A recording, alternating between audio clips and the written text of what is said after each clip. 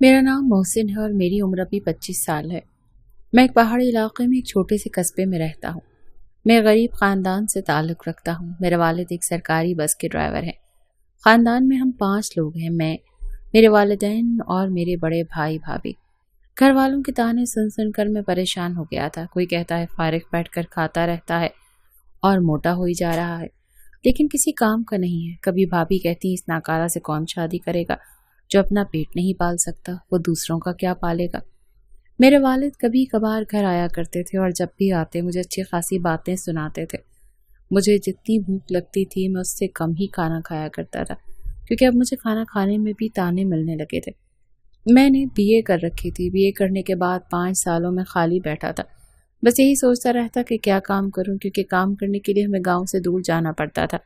एक दिन मेरे वालिद घर आए शाम को। मैंने कहा पापा मुझे कुछ पैसे दे दो, मैं काम करना चाहता हूँ। मेरे वालिद ने कहा तुझे क्या पैसे बर्बाद करने के लिए देने हैं, कहीं जाकर मजदूरी कर। पैसा कमाना आसान नहीं होता, दिन रात एक करना पड़ता है, तब जाकर थोड़ा बहुत पैसा हाथ में आता है। मैं सिर्फ सुनता ही रहता था, लेकिन किसी को भी एक लफ्ज नहीं बोलता था।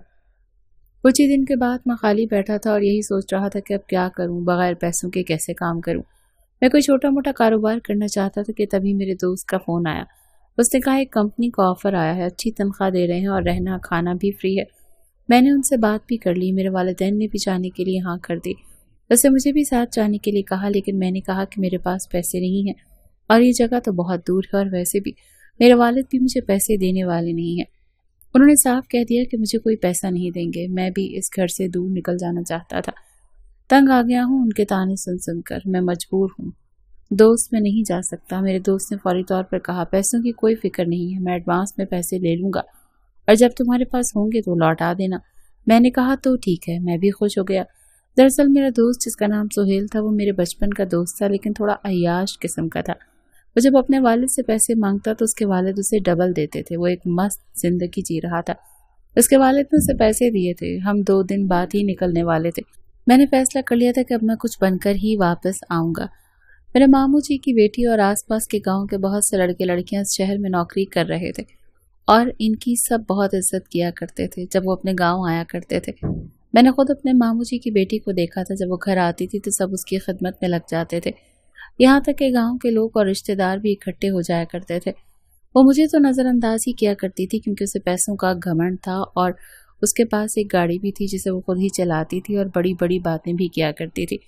वो इस काबिलियत भी थी, उसका घमंड करना कोई गलत बात भी नहीं था। मेरे मामू जी उस पर नाज किया करते थे और मुझे सबके सामने नालायक कहकर डांट दिया करते थे। 2 दिन बाद मैं और सुहेल शहर के लिए निकल पड़े थे। सुबह चलने के बाद अगले दिन की रात को हम शहर पहुंच गए थे। हमने ठहरने के लिए कमरे का पता किया। होटल के मैनेजर सुहेल से काफी देर तक बात करता रहा। जैसे कि मैंने कहा कि वो याश किस्म का था। मैनेजर उसे कह रहा था कि सर अगर आपको कोई रात गुजारने के लिए चाहिए तो मैं आपके कमरे में भेज दूंगा, सिर्फ उसका चार्ज आपको देना होगा। सुहेल उसके लिए तैयार था और उसने मैनेजर को कहा ठीक है, हमारे कमरे में भेज देना।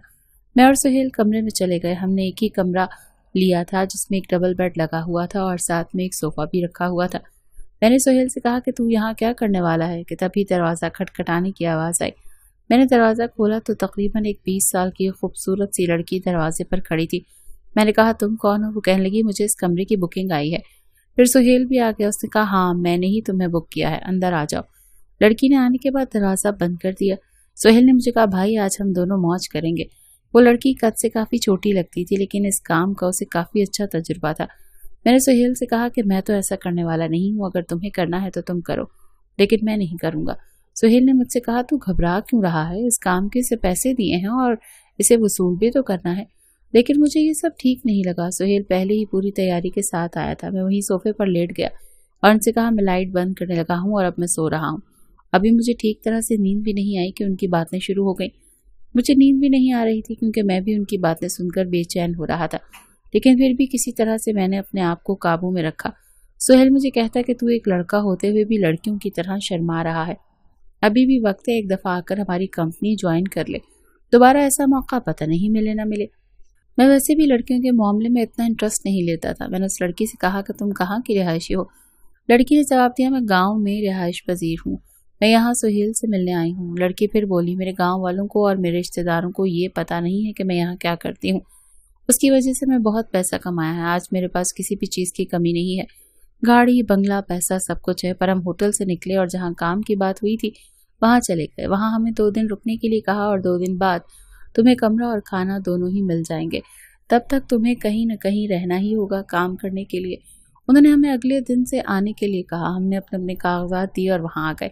मैंने सोहेल से कहा कि हमें कहीं ठहरने का पता कर लेना चाहिए ताकि अपनी नींद पूरी कर सकें। वहाँ हमें 1 दिन के लिए कमरा मिल गया। हमने खाना खाया और मैं कमरे को आ गया। सोहेल ने कहा कि तुम कमरे तक चलो, मैं भी थोड़ी देर में कुछ सामान लेकर आता हूँ, दरवाजे में कुंडी मत लगा लेना। मैंने उसे जल्दी आने के लिए कहा और वहाँ से वापस आ गया। मुझे बहुत जोर से नींद आ रही थी। अब मैं बस सोना चाहता था। मैं कमरे में पहुंचकर बेड पर लेट गया और कब आंख लगी पता ही नहीं चला। अभी दोपहर के 12 भी नहीं हुए जब मेरी आंख खुली। ये शाम के तकरीबन 9 बजने वाले थे। साथ वाले बेड पर सोहेल जोर जोर से खर्राटे मार रहा था। मैंने उसे जगाने की कोशिश की लेकिन वो टस से मस ना हुआ। मैंने उसे देखकर सोच रहा था कि किस तरह बेबस होकर पड़ा हुआ है। क्या ये भी कोई जिंदगी है? अगर है तो बड़ी अच्छी है, लेकिन मैं मानता हूँ कि अपने पैसों से ऐसी जिंदगी होनी चाहिए, ना कि अपने वालिदैन की मेहनत के पैसों से। मैंने तो सिर्फ अपने घर वालों और अपने रिश्तेदारों को ये दिखाना था कि मैं कोई नालायक, नाकारा और आवारा नहीं बल्कि एक कामयाब आदमी बन गया हूँ। मुझे भूख लग रही थी। मैं बाहर आया और एक होटल पर खाना खाने चला गया। मैंने आते वक्त सोहेल के लिए भी खाना पैक करवा लिया था। खाना खाने के लिए मैंने सोहेल को जगाया लेकिन वो लेटा हुआ था। कुछ देर में ऐसे ही अपने बारे में सोचता रहा और फिर से मेरी आंख लग गई। सुबह जब मैं उठा तो खाना खाया हुआ था लेकिन सोहेल अभी भी सोया हुआ था, बस उसके वो खर्राटे बंद थे। मैंने उसे 1-2 बार जगाया और इस बार वो जाग भी गया। मैंने उसे सबसे पहले यही पूछा कि तुम कहाँ गए थे और कब आए। उसने मुझसे कहा, अरे मुझे एक ऐसी जगह का पता चला है जहाँ तुम भी मजे कर सकते हो। मैं एक बार तुम्हें वहां ले जाना चाहता हूँ, भले ही तुम कुछ ना करो लेकिन देख तो सकते हो। मैंने कहा चलो कोई बात नहीं, शाम को देख लेंगे, अभी हमें ड्यूटी पर भी जाना है। ड्यूटी पर जाते वक्त हमने नाश्ता भी किया था और दफ्तर भी वक्त पर पहुंच गए थे। वो कंपनी एक कॉल सेंटर का काम करती थी जहां सिर्फ कुर्सी पर बैठकर लोगों के कॉल ही अटेंड करने होते थे। हमारे बॉस हमें सुबह 1 घंटे तक किस तरह कस्टमर से बात करनी है इस तरह की ट्रेनिंग देते रहे। मुझे काम बहुत अच्छा लगा और ड्यूटी का पहला दिन मैंने हमारे ऑफिस में बहुत अच्छा वक्त गुजारा जहाँ बहुत से लड़के और लड़कियां काम कर रहे थे। सब मुख्तलिफ जगहों से आए थे लेकिन हम सब एक खानदान की तरह रहते थे। शाम को जब हम वापस आए तो सोहेल कहने लगा, चलो मैं तुम्हें वहीं ले चलता हूँ जहाँ मैं कल गया था। मैं भी उसके साथ चल पड़ा। सोचा देख लेने में क्या हर्ज है, मैंने कौन सा कुछ करना है। जब हम वहां पहुंचे तो एक मोटा आदमी अपने हाथ में एक बड़ा डंडा लिए बैठा था। जो भी आता बगैर पैसे दिए अंदर नहीं जा सकता था। सोहेल ने उसे रकम दी और हम दोनों गेट के अंदर चले गए। अंदर जाकर देखा तो वहां 3 मंजिलों की इमारत थी। हर मंजिल की गैलरी से लड़कियां और औरतें गेट के अंदर आने वालों को देखती रहती थी और उन्हें अपनी तरफ आने का इशारा करती रहती थी। जब हम गेट के अंदर पहुंचे तो वो सब आवाजें लगाने लगी, आ जाओ हमारे पास, इशारे करने लगी, इंतजार करो तुम्हारा नंबर भी आने वाला है। हम सबसे पहले 5 लोग पहले ही अंदर लाइन में लगे हुए थे और अपनी बारी का इंतजार कर रहे थे। एक वक्त में सिर्फ 2 ही आदमी को जाने की इजाजत थी, से ज्यादा नहीं। सोहेल और मैं दोनों एक साथ नहीं जा सकते थे, इसलिए मैंने सोहेल से पहले चला गया। हैरानी की बात तो ये थी कि उसके मालिक का यहाँ काम करने का लाइसेंस भी बना हुआ था। वो इससे एक बड़ी कमाई कर रहा था। कई लड़कियां और औरतें वहां से बुकिंग में बाहर दूसरे होटलों में भी जाया करती थी। इससे भी मालिक को काफी कमाई होती थी। लड़कियों को 30 मालिक अपने पास रखता था और 70% उन्हें दे दिया करता था। बड़े बड़े लोगों के लिए मालिक मुफ्त में लड़कियों को उनके पास भेज दिया करता था। अब मैं बगैर कुछ किए ही बाहर आ गया और बाहर देखा 5 लोग और लाइन में लगे हुए थे और वो सब बेसब्री से अपनी बारी का इंतजार कर रहे थे। अगले दिन हमें कंपनी में ही कमरा मिल गया और खाना भी वहीं मिलने लगा। एक दिन सोहेल ने वहां फोन करके एक लड़की को अपने कमरे के एड्रेस पर भेजने के लिए कहा। इस वक्त मैं बाथरूम गया हुआ था। जब वो लड़की कमरे में आई तो सोहेल कुछ सिक्योरिटी की चीजें लेने बाहर गया हुआ था। उसे कमरे में छोड़कर जैसे ही मैं कमरे में दाखिल हुआ एक लड़की पहले ही से वहां मौजूद थी और मुझे बड़ी हैरानगी से देख रही थी, लेकिन उसने सोचा कि ये सोहेल ही होगा। मैंने कहा, इसके अलावा तुम क्या काम करती? उसने कहा, मेरा बस यही काम है। मेरे गाँव और मेरे घर वालों यही सोचते हैं कि मैं कोई बहुत बड़ी नौकरी करती हूँ, लेकिन मुझे यही काम सबसे अच्छा लगा। सोहेल भी कमरे में दाखिल हुआ। उसके दाखिल होते ही वो लड़की पलटकर हमें देखने लगी। जैसे ही उसने मेरी तरफ अपना चेहरा किया मैं उसे देखकर हैरान रह गया और ऐसा लगा कि जैसे मेरे पैरों तले से जमीन खिसक गई। वो मेरे मामू की लड़की थी। उसका मुंह मुझे देखकर शर्म से सुर्ख हो गया और जल्दी से मुंह छुपाते हुए वहां से जाने लगी। मैंने कहा, रुको, अब तो मैंने तुम्हें पहचान लिया है, अब मुंह छुपाने का कोई फायदा नहीं। तुम्हारे वालिद को तुम पर कितना नाज है और तुम यहाँ रहकर ये काम कर रही हो। कम से कम अपने घर वालों का तो ख्याल कर लेती। सुहेल ये सब देखकर हैरान रह गया। वो कहने लगा, मुझे तो पता ही नहीं था कि ये तुम्हारे मामू की बेटी है, ये यहाँ रहकर ऐसा काम कर रही है। इसका नाम शुमाइला था। वो कहने लगी, प्लीज ये बात किसी को मत बताना, मैं तुम्हारे आगे हाथ जोड़ती हूँ, लेकिन प्लीज ये बात किसी को मत बताना, वरना मैं किसी को भी मुंह दिखाने के काबिल नहीं रहूंगी। तुम मेरे साथ जो करना चाहते हो कर लो, मैं मना नहीं करूंगी। तुम चाहो तो मैं हर रोज तुम्हारे पास खुद ही आ जाऊंगी, लेकिन प्लीज किसी को मत बताना। उसके ऐसा कहते ही सुहेल कहने लगा, मुझे कोई एतराज नहीं, अगर तुम हर रोज या जब बुलाएं तब आने को तैयार हो तो मैं किसी से कुछ नहीं कहूंगा, और ये भी किसी से कुछ नहीं कहेगा। ये मेरे बचपन का दोस्त है, लेकिन शुमाइला तो मेरे मामू की बेटी थी, मैं ये सब उसके साथ नहीं कर सकता था। इसीलिए मैंने सुहेल से कहा, अगर तुझे ये सब करना है तो मैं अपने गाँव वापस जा रहा हूँ, तेरे पैसे भी चुका दूंगा। अब कुछ ही पैसे बचे हैं, बाकी मैं चुका चुका हूँ। अब ये फैसला तुझे करना है, तू इसे चाहता है अपने बचपन के दोस्त को। इस तरह की लड़कियां जॉब का बहाना लगाकर अपने गांव से आती हैं और फिर अपने शौहर के लिए ये सब काम करती हैं, उन्हीं की वजह से इन सबको इतनी इजाजत मिल रही है। मेरी अल्फाज सुहेल के लिए बहुत गुस्से से भरे हुए थे। वो चुपचाप मुंह लटकाए खड़ा था। वो मेरी बातें बड़े गौर से सुन रहा था। उसने कहा, मुझे ये लड़की नहीं बल्कि तू चाहिए, क्योंकि ये तो हर रोज कई रूप बदलती है, लेकिन तू तो बचपन से मेरे साथ है। सुहेल की आंखों में आंसू थे। उसे समझ आ गया था। उसने सोचा कि कहीं मेरी बहन जो शहर में पढ़ने गई है वो भी इस तरह के काम तो नहीं कर रही। उसे शुमाइला में अपनी ही बहन नजर आई और सुहेल ने 2 थप्पड़ शुमाइला के गाल पर जड़ दिए। ये काम करने आई हो तुम? यहाँ हमारे घर का नाम बदनाम कर दिया है तुमने, तुम्हें तो मर जाना चाहिए।